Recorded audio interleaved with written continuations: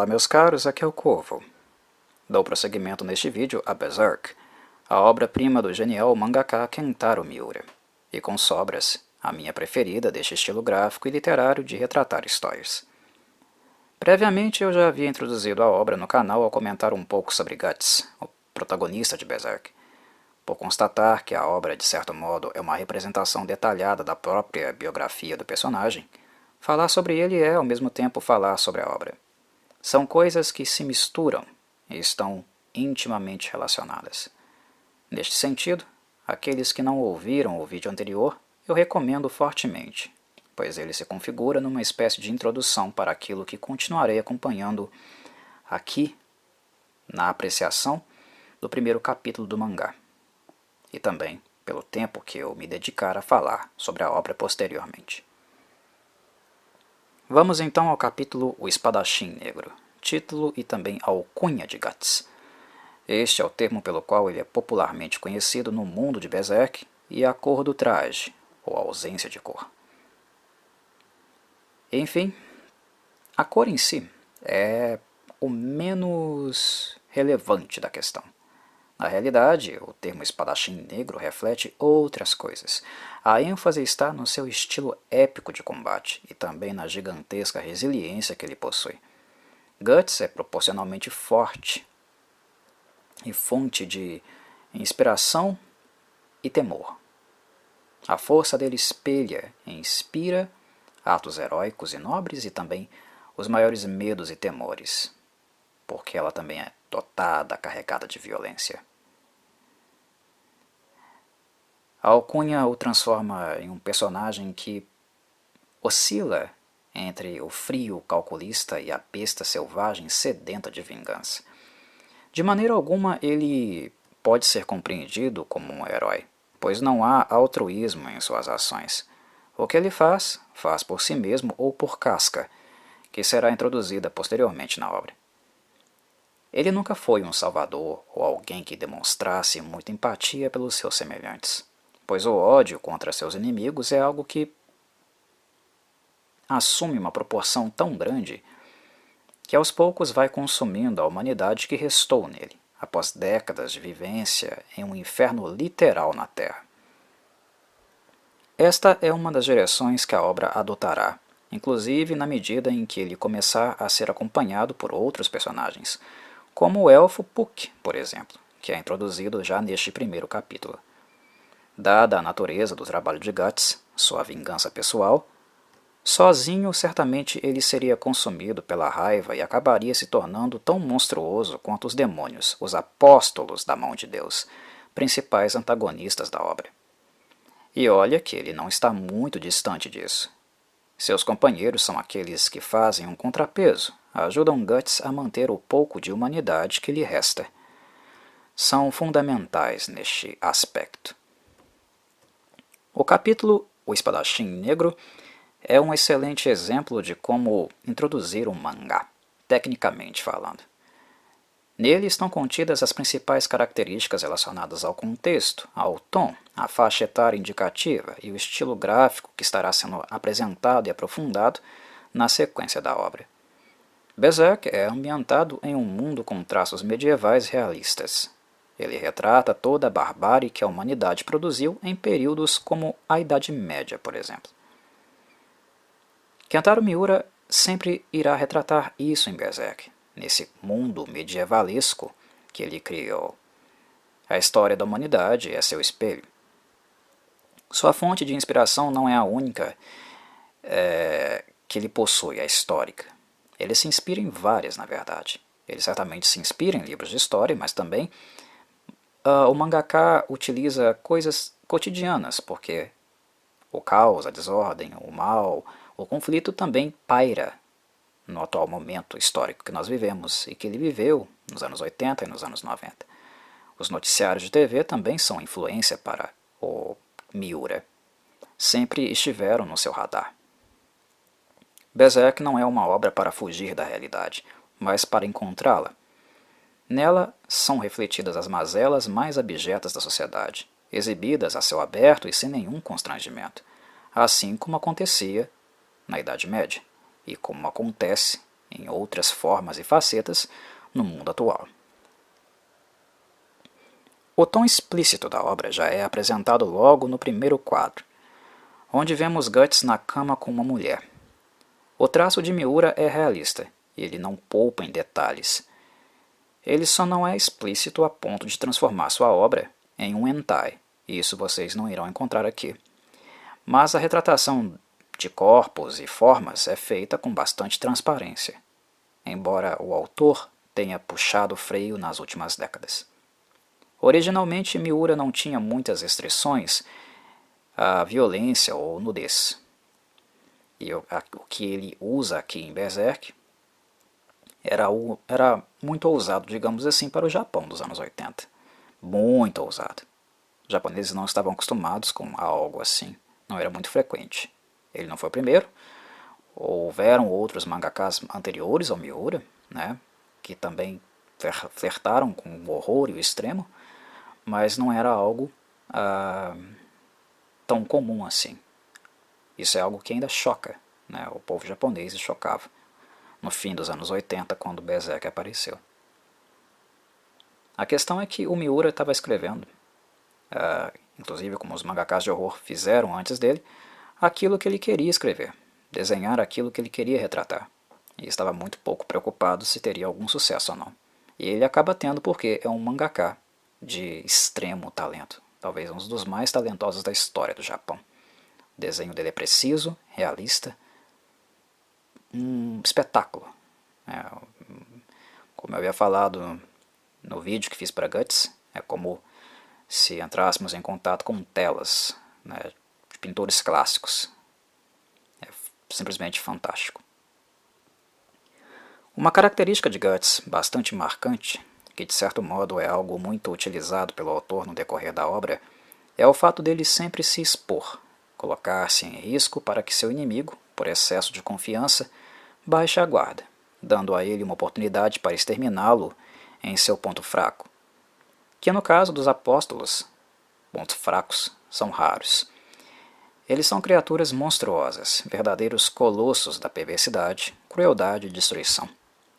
Um clichê que vemos bastante em literatura e cinema é o da sucubus, ou da femme fatale, que atraem homens para a cama e, numa posição fragilizada, dominados eles são pelo sexo. São exterminados ou se tira algum proveito da situação. Muitas mulheres mantêm homens na cama para ficar com a sua riqueza, por exemplo. Há várias e várias formas metafóricas de representar o que é retratado aqui no princípio do capítulo. Miura, no entanto, nos mostra, já nas primeiras cenas, que Guts é alguém ciente desse tipo de artifício, e de muitos outros artifícios. O mal é algo que ele conhece bem de perto. Não estaremos acompanhando, em momento algum, um personagem ingênuo.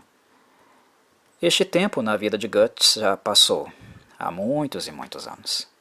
Nem infância real ele teve de fato, mas algo que por ora não comentarei muito aprofundadamente.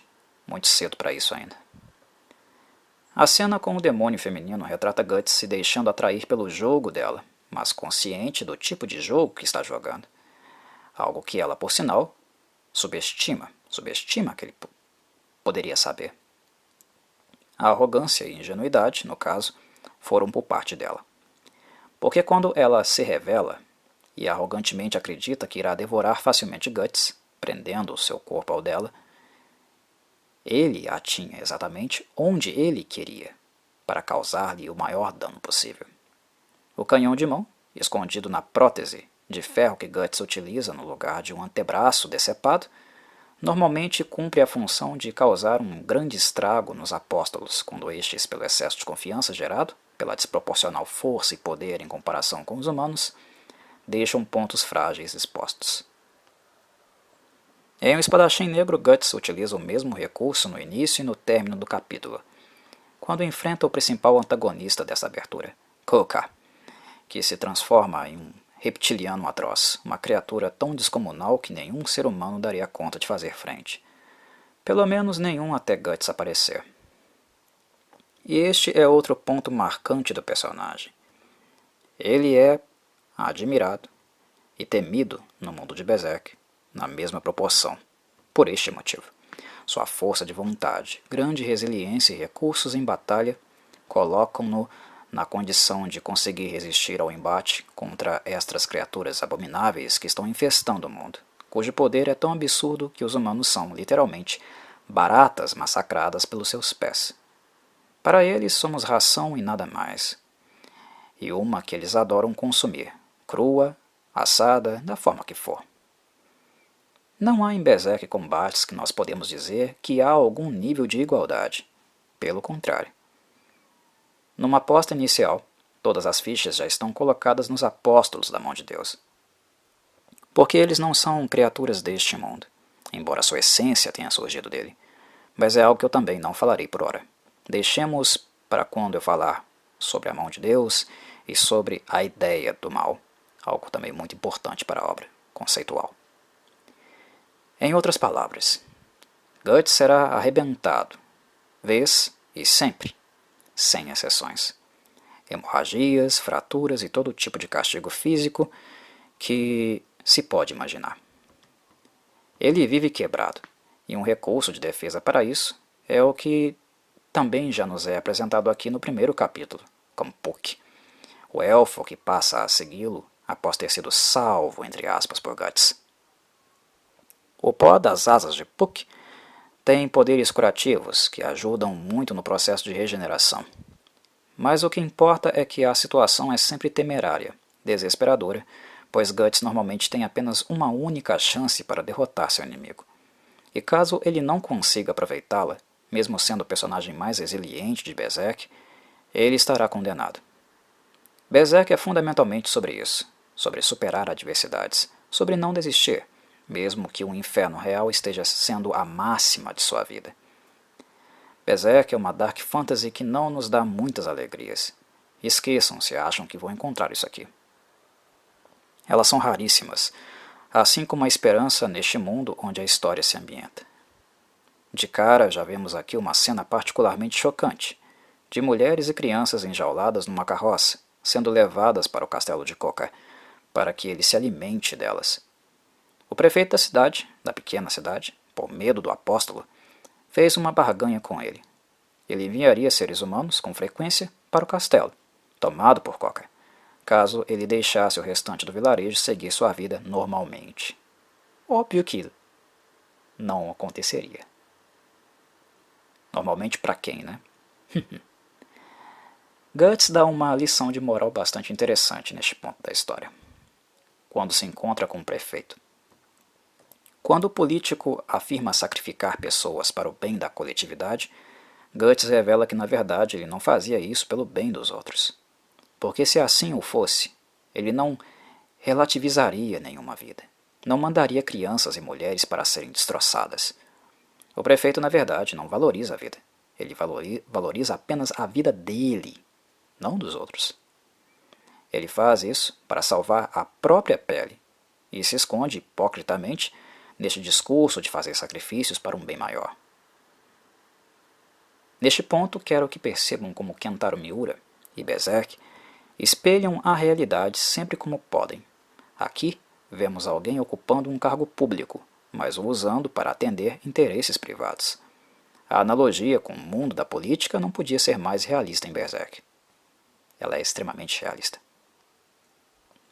O mundo de Berserk é repleto de rufiões e gente maléfica.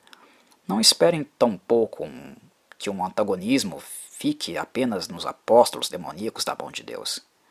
Miura expõe constantemente a tendência dos humanos em se corromper, em atentar contra a própria espécie apenas para desfrutar de algum nível de poder ou privilégio. Coca domina o vilarejo com o genocídio e o medo dele advindo, mas seu exército é formado por homens comuns, não por demônios. Cúmplices da barbárie. E aqueles que não tomam parte na violência, satisfazendo seus desejos mais agressivos e sádicos, se tornam também cúmplices pela omissão. Não fazem nada ao ver pessoas inocentes sendo abusadas por outros humanos, capangas de Coca. E é assim que encontramos o elfo Puck.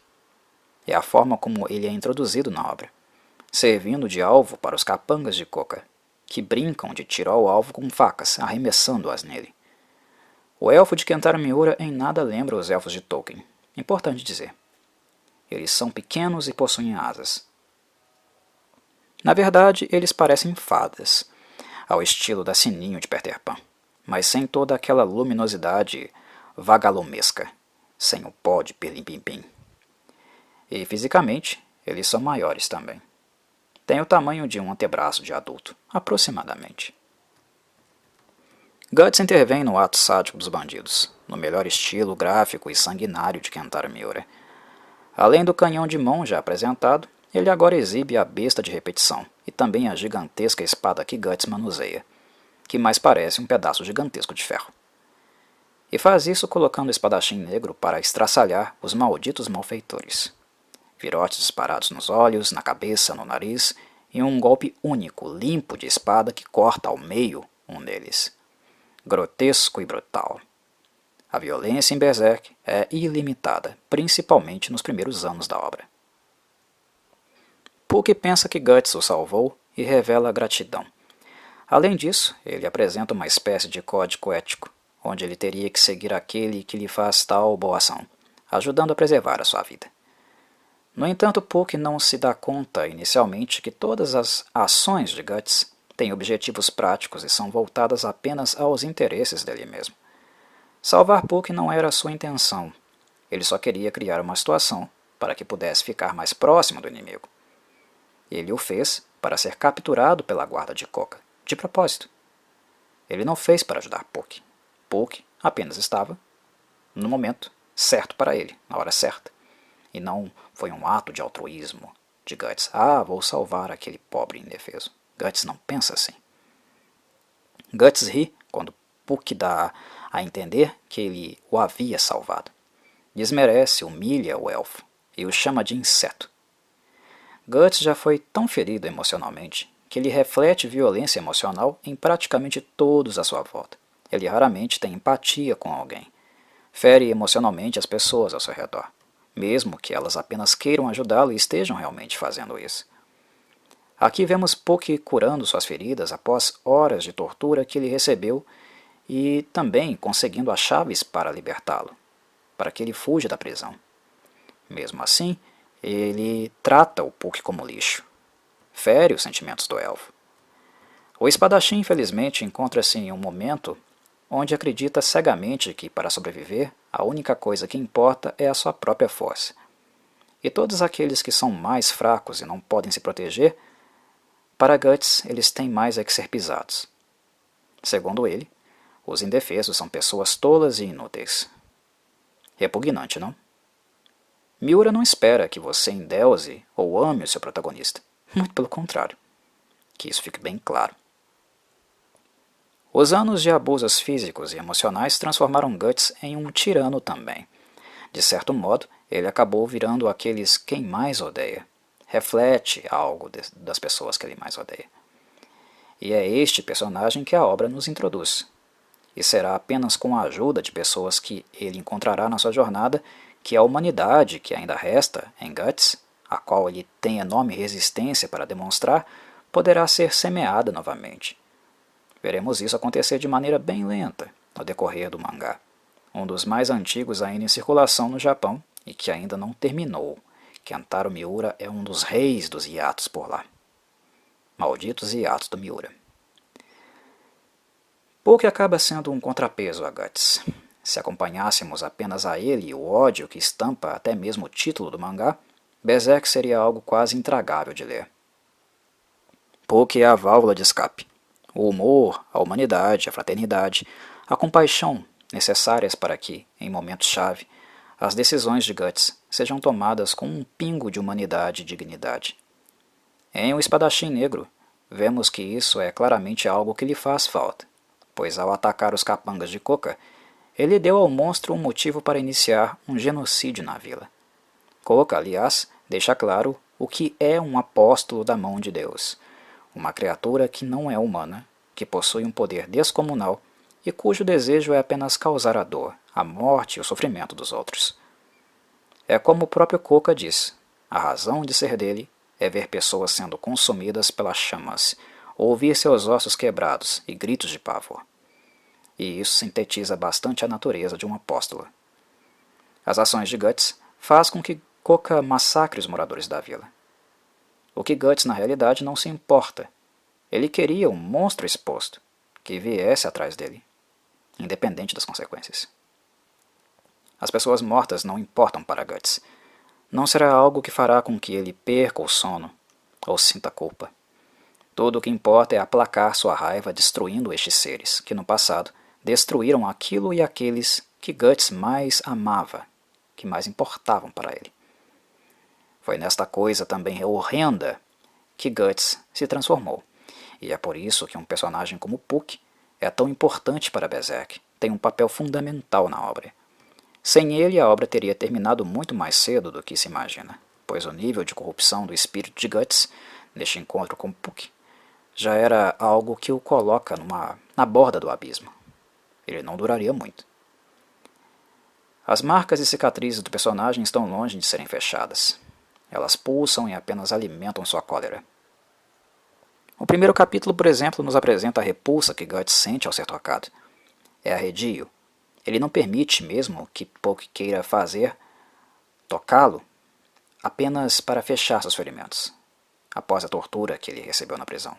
Quando o Puck toca o Guts, ele surta, ele fica nervoso e afasta o elfo, xinga o elfo.